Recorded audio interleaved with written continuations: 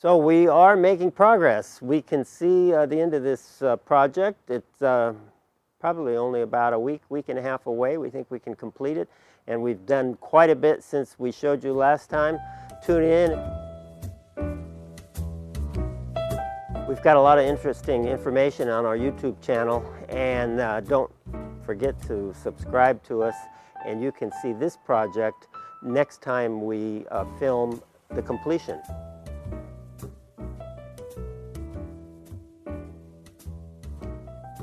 So this is representative of the kind of gardens we've been transforming for over 40 years now. Chip hasn't been there for all of those 40 years, but some of them. And in addition to that, working on a lot of commercial and public works projects, so quite a range of things.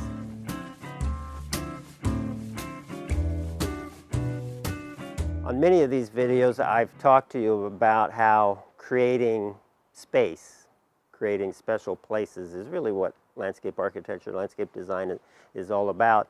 And the creating of space in this garden is done by the walks and the fence line, and now you can finally see that. Last time it's kind of just this big open mess of a site where we've torn everything apart. Now you can begin to see the patterns and the shapes and the walkways and how we're separating the streetscape from the private garden so that you don't see the traffic and the traffic can't see in here. So the fence is now taken shape. It's not completely done, but you can see how the pedestrian entrance has swapped with the driveway entrance, and that pedestrian entrance is now done in a pretty interesting way where it's the fence is offset. And the old gate is coming out. It's still here now, but it's coming out. That'll be missing. So that's really one of the main changes that since we last showed you is now you can see these spaces take shape and you can see the whole form of this new garden.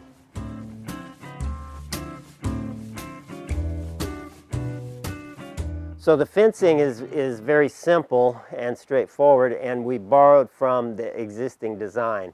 One of the things that I think is really important, if you look at the existing fence, it's stained kind of a color.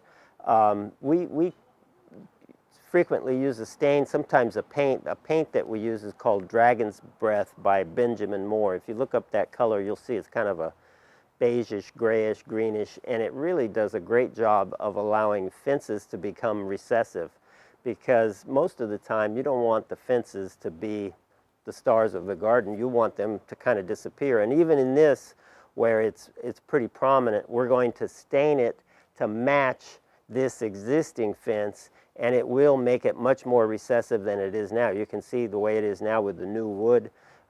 It looks very sturdy and well built, but it's pretty obtrusive. Once the plants grow and we stain it that kind of dragon's breath type color, it will be much more recessive. But the fence is almost complete. We're working on the gate. Both of these are going to be electronic, so the owner will have control of the driveway gate and the pedestrian gate from inside. And on the pedestrian gate right now you can see just the posts for where it will hang, and we need to finish that part of it. And the wood fence, you can see where it will continue, and then we'll stain it that dragon's breath color, and then we'll get lots of green growth, and it won't be as noticeable as it is right now.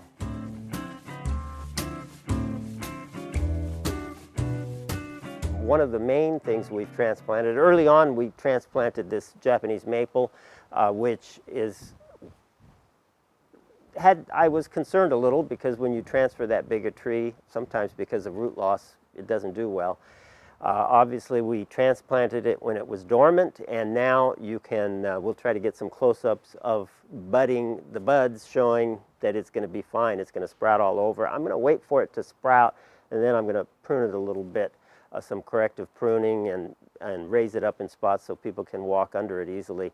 The other transplanting that's occurred on a wide scale is boxwood. We had a lot of boxwood inside, and we transplanted it all to the front more of the streetscape side. And since it was existing in the replanting, it looks a little odd, but after it sprouts, we'll prune it and it'll look like it's been there for years. All of that boxwood looks like it's being successfully transplanted. We haven't had any issues yet with that. A lot of the plants are just coming out of dormancy, even the ones that we're planting right now. There's a Japanese anemone that looks like a bunch of sticks right now, but that's coming out of dormancy. There's a oak leaf hydrangea that doesn't look too lively, but because that's coming out of dormancy. But we'll show you some of the plants, lots of interesting things here, a couple different kinds of ferns, and the big blue liriope, and there's, in the main area around these oaks is a type of cotoneaster that we like. We infuse the soil with life by using our blend, which is a mix of our optimized, maximized, nourish-biosol. So we're feeding the soil and feeding the plants at the same time. And this time of the year, we're here in late February. This is really an easy time of the year to do planting, in that you don't need to be too concerned about watering them right away. We will follow up the planting with putting a drip system to each. The owner is very concerned about dogs getting to the drip system, so we're going to put an indestructible drip system in that is hard to see and difficult to damage.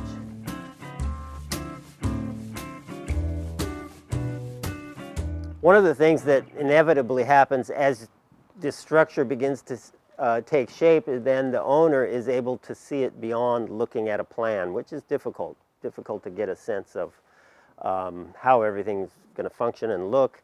And so it's very common for there to be changes once it starts to take shape. And in this case, there's a couple of changes that we'll talk about today and show you. One is that early on in the design, she had talked about a fountain, and then when she saw the spaces take shape, she decided that she did want a fountain, even though if you look at the plan that we showed you in the first video, we've done 2 videos. You can refer to both of them. In both of them, we showed you the plan. There is no fountain shown, but we have added a fountain, and it's a really neat fountain that looks like this, and it's from stone forest, and it's the natural millstone. It's a 36-inch, and I think if you look on their website, the cost of the fountain, just to buy the fountain, is about $1,300. Probably, regardless of where you live, it's going to be $300 or $400 to ship it. It's heavy. We now have just put in the basin. So the basin is something that we can show you now, but when we're done, you won't see it. That contains the pump and the water, so that, you know, this is a recirculating fountain with cobble around this millstone stone. The other change that we made was, we showed you a bunch of existing pink camellias, which were pretty large, and the owner decided she would prefer those be white camellias, still Camellia japonica. So we removed those pink camellias and are replacing them with a white camellia, a really neat one called Nuccio Gem. And we have just planted them recently, dug very big holes. One of the really spectacular uses for our blend is on it works good on everything, but particularly on acid-loving plants. And camellias, azaleas, all of those things that love a more acid soil, the blend is really effective. So we dug big holes for the camellias and then used lots of blend.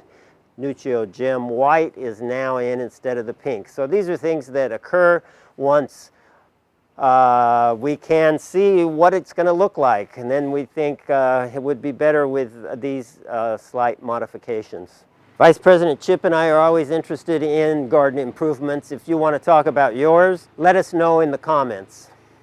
The other thing that you'll see that isn't a change, but is progress that we've made since the last video, is you'll see these little PVC pipes with wires sticking up, and that is going to be an LED low voltage garden lighting system. So a lot of the trees will be lit, the walks will be lit, and we just run all the wire, put all the infrastructure in and then when the project's almost done, we'll put the actual fixtures of this low voltage lighting system. Whether you have a new garden or an existing garden that you're remodeling, the key is healthy soil, and the product that we use is all of our dry products and our penetrate liquid biotiller.